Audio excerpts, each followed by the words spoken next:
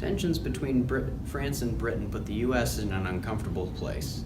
The Franco-American alliance of 1788 was still intact since the Revolutionary War. The nation was split once again. The Jeffersonians wanted to side with France, while the Federalists were still somewhat loyal to Britain.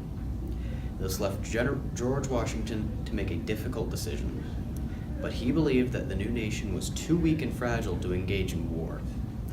He passed the Neutrality Proclamation in 1793, declaring U.S. neutrality in the French and British War. This was backed by Hamilton and Jefferson, which ultimately saved the new nation. Now on to embroilments with Britain.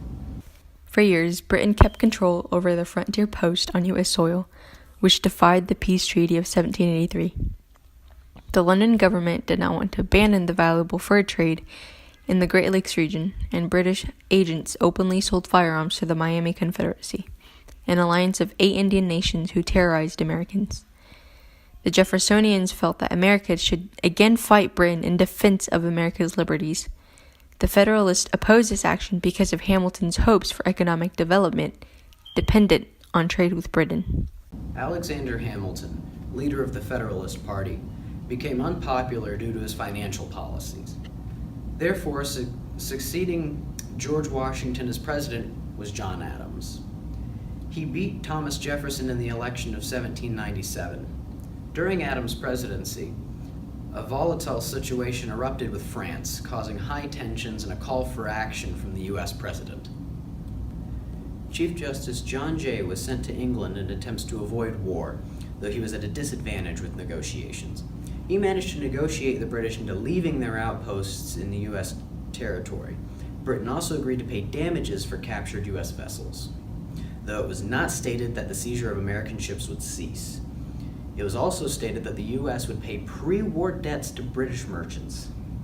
Spain thought that Jay's treaty meant an alliance with Britain, so they created Pinckney's Treaty, which gave the U.S. navigation rights of the Mississippi and the western part of Florida. Washington retired after his second term. In his farewell speech, he advised against long-term alliances, while the U.S. was a small nation. Then came the unofficial fighting with France. It started because France thought the Jay Treaty was a violation of the Franco-American Treaty because it seemed to be an alliance with Britain. Therefore, President John Adams sent a diplomatic envoy to Paris.